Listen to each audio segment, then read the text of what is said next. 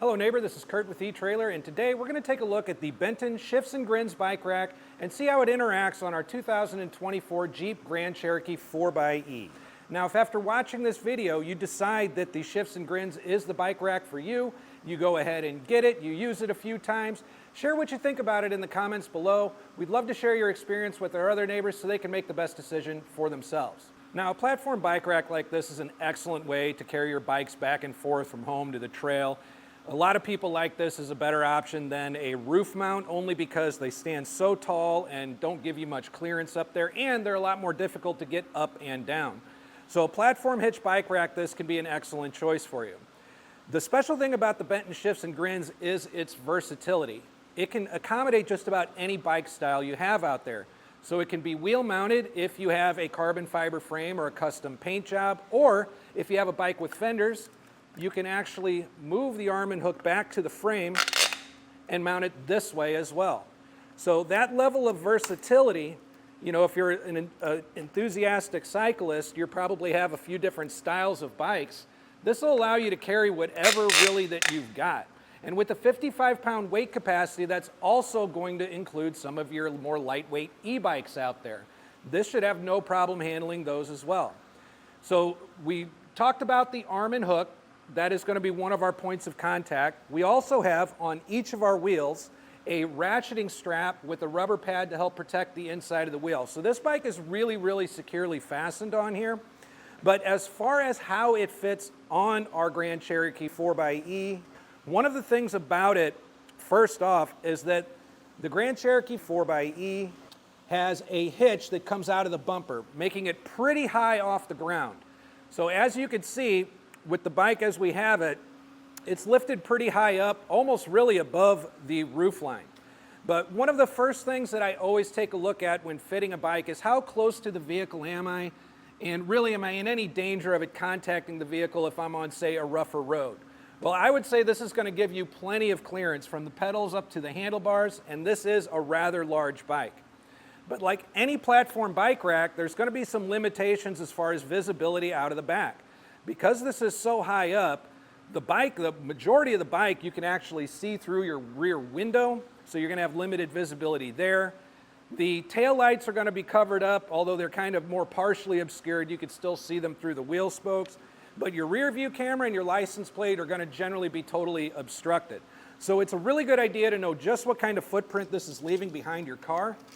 So from the bumper to the furthest point on the rack, it is coming out at 33¼ inches, so just keep in mind you've got just under 3 feet extra back here that you have to account for whenever you're trying to park in a tight space or back into a really tight space.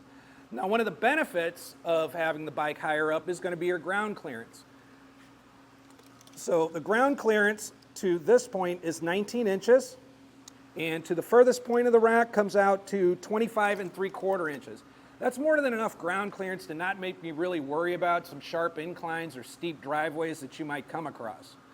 But the downside to having it this high up is mounting the actual bike.